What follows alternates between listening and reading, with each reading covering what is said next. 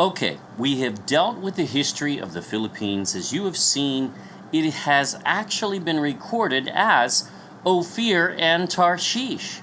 No other land has history such as that. And in this video, we will complete this timeline all the way from the beginning to 1891 even. This is good. Welcome to 100 Clues. The Philippines is the ancient land of gold known as Ophir in the Bible and history. No, it's no fable, and this has already been proven in full in the God Culture Solomon's Gold series.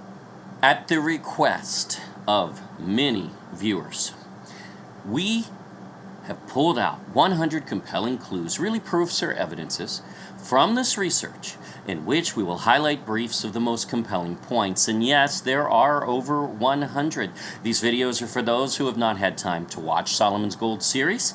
Also great for small groups, even in churches or house churches or whichever direction, and for teaching in schools, as they're 15 to 20 minutes roughly each. And easy to share to friends and family, especially skeptics, whom we welcome. This brief video cannot replace that 50 video series, and it cannot prove the way that it does, but this will be very effective nonetheless. So go there for full evidence. But now, part 42 of our series, 100 Clues, the Philippines is Ophir. One clue at a time. Let's start from the beginning. A little review, and we'll add to it in the end so you can see the concurrent cycle all the way through history. Yes, the very beginning of life itself. The ancient land of Genesis 2 called Havilah, the land of Adam and Eve, for Eve, who in Hebrew is Hava. Havilah is a variant of Hava, which means one who suffers pain that brings forth, which is childbirth. We located this land by the three resources of Genesis 2, gold, Philippines, number one in all of history. Pearl, Philippines, number one by far in all of history. And the onyx stone and marble used in construction, which the Philippines has the very strongest. Number one, onyx and marble on all of Earth, from Ramblan, in fact. Yes, even stronger than Italy.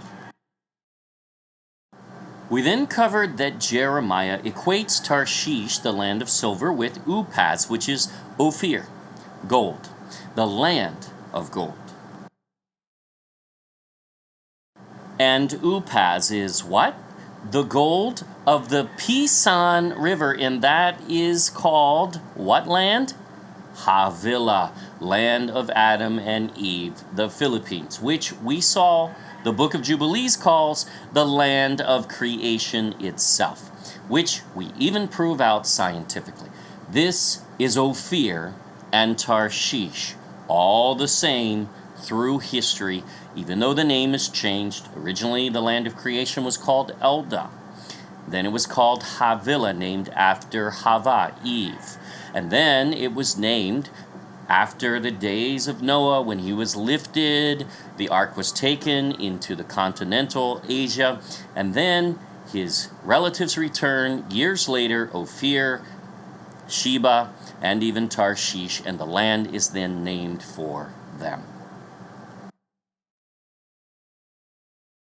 Then we saw the gold used to overlay the walls of the temple and palace were the gold of Ophir, right? But they're also referred to as another name.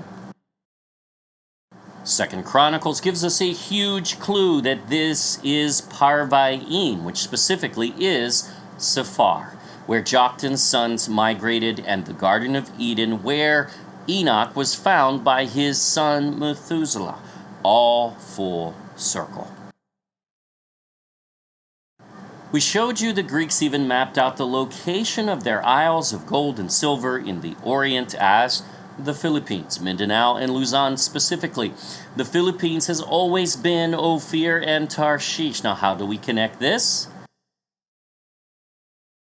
Because Josephus tells us this Isle of Christ, the Greek source of gold, is in fact the biblical Ophir.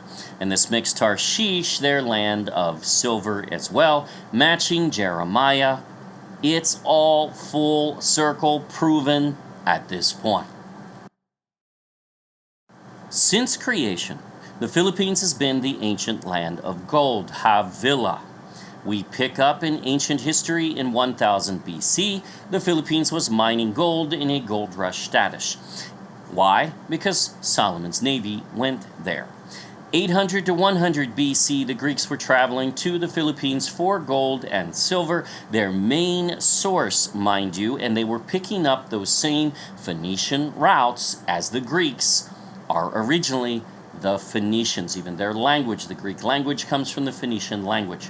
Again, recorded in written history in the Periplus of the Erythraean Sea in 100 AD and the map from 43 AD from Pomponius Mela. No mystery, the Chinese record this as the land, mountains, isles of gold in 200 BC, 200 AD, 300 AD, and 982 AD and beyond. Gold of Philippine origin was found in a dig in ancient Egypt dated the 1st century as well. How did that get there?